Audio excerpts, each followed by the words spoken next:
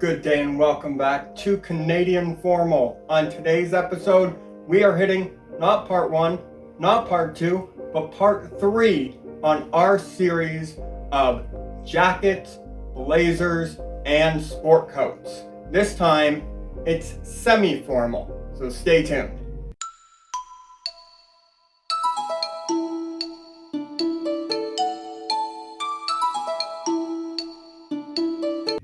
Good day and welcome back to Canadian Formal. I'm Curtis Allen, and I have a passion for making the men of the Great White North look and feel their very best. So here we are, part number 3 of our jackets series. It is a 4-part series. If you haven't seen part 1 and or 2, they will be linked in the description down below. Do be sure to like and subscribe if you haven't already. Hit the bell icon so you do not miss any upcoming episodes. We post an episode every week, and next week will be, you guessed it, part 4 on our jacket series. So today it's all about semi-formal, and we have 4 very impressive, in my humble opinion, jackets to look at. Semi-formal has a great range of jackets, materials, colors, patterns, different cuts and silhouettes, and we will be tackling all of those today. So let's jump right in with jacket number 1. And this is jacket number 1, the one that I am wearing now, of course. So this jacket is by Taglia. It is an Italian suit maker, specializing in suit. They do have a full fashion house, but suits is really where they got their bread and butter. And this is a great example of a semi-formal jacket. And there are a few key features to take a look at when we're looking at semi-formal jackets. Number 1, it is brown. Any brown jacket, even dark, non-patterned brown jackets, can be semi-formal. If they have a pattern, likely they are more casual. And there was a great example of a casual jacket in last week's episode. So do check that out. It was a beautiful Yves Saint Laurent patterned brown jacket. But this is unpatterned, and it is a finer wool. It is what we call a worsted wool. A worsted wool is a very fine, very flat, smooth wool. It is not the type of wool you would find in a sweater. So do keep that in mind, because there are some jackets, and this may be a little foreshadowing for later on in the video, that do not use worsted wool and do use a more conventional style wool, and that tends to be a little bit more casual. But this jacket is also 2-button as opposed to a single button, a tri-button, or a double-breasted. It is a single-breasted 2-button, the most common for jackets, and becoming more and more common as jackets seem to evolve. It is a fairly tailored jacket, which does edge it towards the slightly more formal side. It does have some good structuring, both in the canvas material between the lining and the outer wool of the jacket, and it's got some good padding along the shoulders as well. It also has multiple buttons on the cuff, and multiple buttons. The type of button, though a small feature, is an important feature. You want more formal jackets to have more simple buttons. You may have jackets that have thicker, kind of wood-looking buttons or wooden buttons, and they're more casual. Certain blazers specifically may have metal buttons, and that is to bring a more nautical type theme. that again can be semi-formal or formal in nature. But for the most part, you're going to have flat plastic buttons, not too big in nature. Larger button does seem to be a bit more casual as well. But this jacket has the worsted wool outer, and it's got the polyester lining. And there you can see the name brand label as well. But you can see the lining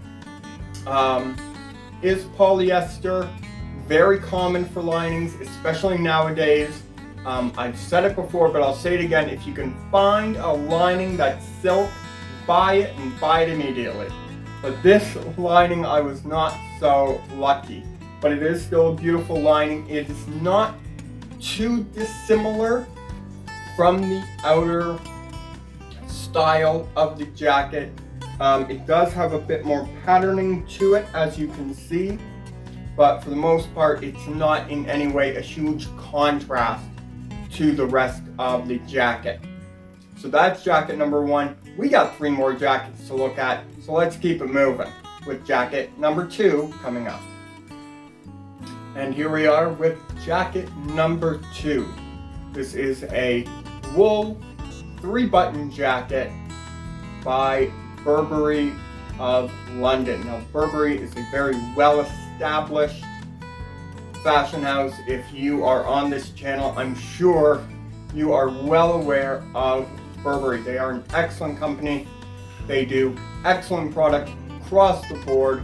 Love their jackets and tailored shirts specifically. But this jacket is not particularly what they are known for. They are known for more of a formal style, but this is semi-formal. And the key element to this being semi-formal is the fact that it is not a worsted wool jacket. It is a more traditional wool jacket. So even though a lot of the other factors, the navy blue color, the 3 buttons, the very conservative buttons, the very tailored nature of the jacket, all scream to be on the more formal side. The more traditional, a little bit rougher wool drags it back to the more semi-formal side. So let's take a look at this jacket. There are a few things to keep in mind. It has a beautiful flap pocketing on the 2 lower pockets. It of course also has a breast pocket, and that would be for pocket squares. It is a notched collar for the jacket as opposed to a pointed collar or a shawl collar. It is a more conventional notched collar system. So as we unbutton the 3 buttons here, and I just had it done up to show you that it had the 3 buttons. Traditionally, you would do up the middle button only. Do not do up all 3 buttons, or either the bottom button or the top button, unless you are wearing it outside. If you're wearing it as a more of an outerwear piece, then certainly doing the 3 buttons with maybe a thin scarf would be an excellent option. But if you're wearing it inside, do up the middle button, or for a slightly more casual look, leave all the buttons unbuttoned. But let's take a dive inside the jacket here. So again, you see the label traditionally on the left hand side of the jacket. You see there is an inner pocket. There is actually an inner pocket on both sides here, so that is convenient perhaps for carrying tickets to an event you're going to, or even if you want to slip your phone in there. Perhaps if your trousers are a bit too tight, you want to slip your phone in there. But again, it is not too contrasting. The lining, this time it is a rayon lining, still a man-made lining. Not too dissimilar from polyester, but it is a rayon lining, and you see that very traditional kind of check patterning with the lining there. So you can see the difference there between the lining is not anything too substantial, but it is important that you have a little bit of distinction there. So that is important. But otherwise, fairly traditional on the inside. What the rougher wool gives you that you don't get from most worsted wool jackets is it is quite a bit warmer. So that's why this jacket could really work as an outerwear jacket as well. Being that it's got the 3 buttons, being that it's got the thicker wool, that all lends itself to kind of an early spring, late fall type of jacket, at least up here in the Great White North. You definitely want a jacket that will work in the fall outside that is still formal enough. It's formal enough that it's going to work for most occasions. So do keep that in mind. Everyone should have at least 1 or 2 semi-formal jackets, because there are so many styles of semi-formal jackets to look at. And with that in mind, let's jump on over to jacket number 3. And here we are with option number 3. You're not seeing double, but it is double-breasted. I love a double-breasted jacket, and this is the first to be seen in my collection, but it will not be the last, I can assure you of that. Now, there are several things that make a double-breasted jacket very different to a single-breasted jacket, and let's talk about just a few of those. Number 1 is that you're typically going to have 4 buttons or even 6 buttons, as you see here, on the exterior of the jacket. I say that because there is usually a button hidden on the interior of the jacket as well, and that is to provide a better fit and a little bit more of a structured look. And that's what you get with a double-breasted jacket, is more of a structured and tailored look to the jacket, even if it has not been tailored for you. Now, this is the first double-breasted jacket in my collection, and I say that because double-breasted jackets are typically more formal. And even though this is the semi-formal category, this is the most formal of the semi-formal jackets. The reason it's not in the formal collection is because of the black and gray patterning on the jacket. Whenever you have a jacket that has any form of pattern, unless it is a pinstripe, and that's an important note, pinstripe jackets, not as popular as they used to be, very big in the late 80s, early 90s, but they can be on the more formal side. Any other pattern errs towards the more casual direction. And I don't have a lot of pattern jackets, and the reason is they're a little tough to pair. What I would do with a pattern jacket is pair it with a non-patterned pant. Unless it comes as a suit, if it's just a single jacket, pair it with a non-patterned pant and probably a non-patterned shirt as well, as I have here. But something else that makes a double-breasted jacket a little bit unique is that there's no back venting. Typically, jackets will have 1 vent in the back, or even possibly 2 vents in the back, as seen here.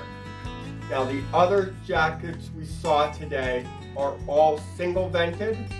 The next jacket we see will also be single vented. This has no vents, and that is not as common with sport jackets unless they are double-breasted. They are very common, however, with tuxedo jackets. And in the next episode, we will be looking at a tuxedo jacket. But because there is no venting, it is very important that the jacket not be too tight around the hips, because there is no leniency there. The vent allows for a little bit of movement, a little bit of flexibility, because the whole reason for venting a jacket was traditionally for riding horseback. But more formal jackets, such as double-breasted jackets or tuxedo jackets, would never be worn on a horse, so that was not applicable to that time. So that is the reason why a lot of double-breasted jackets and no tuxedo jackets have any venting at all. But let's take a closer look at this particular jacket. It is a wool jacket. It is a late 80s vintage jacket, and as you can see on the right here, we have the Club International brand label here, and just above that you have the pocket, and below that label you have another label that says Pure Virgin Wool, Dry Clean Only. That is important.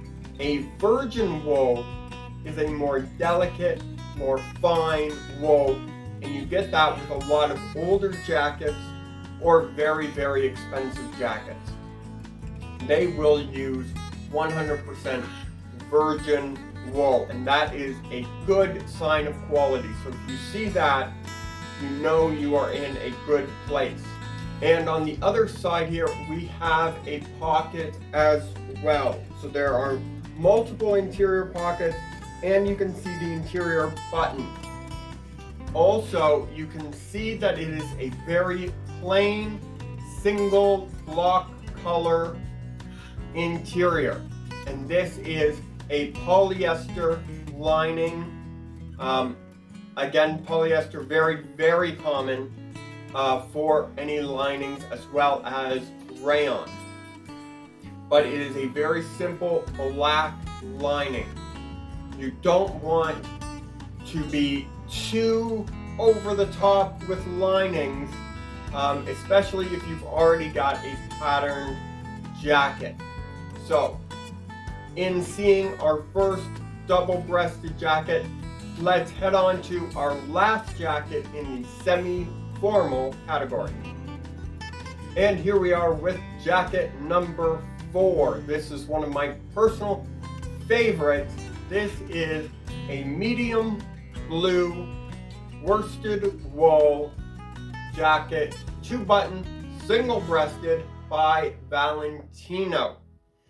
I have several items by Valentino. In fact, this shirt that I've been wearing throughout the video is also by Valentino. Relatively conservative designer, but always very well tailored formal items. But the reason that this jacket is not as formal as the jackets we'll see in next week's video is because of this medium blue color. A very dark navy or Prussian blue would be quite formal, but this more medium blue, more of a royal blue, is going to err on the semi-formal side.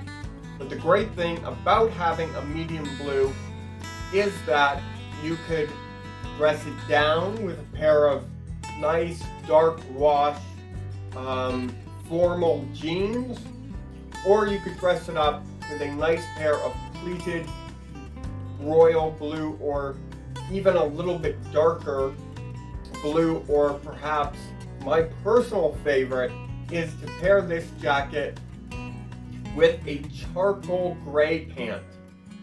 That would bring the formality up a little bit. So that is why I love this jacket. It is so versatile.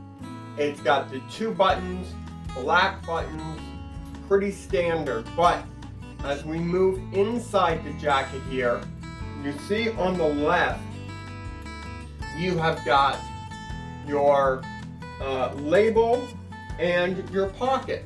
That's all pretty standard. But there are two additional pockets, a smaller ticket pocket on the inside and a larger pocket above that. And on the right, my right, your left, we have got another pocket with a button closure, great for a wallet. So this is the most versatile jacket in the category here. But do stay tuned next week as we will have 5 jackets to look at in the more formal collection. So once again, do like, subscribe, hit the bell icon to get all further updates. We do a video and post it every single week. So I'm Curtis Allen with Canadian Formal, hoping you will stay stylish.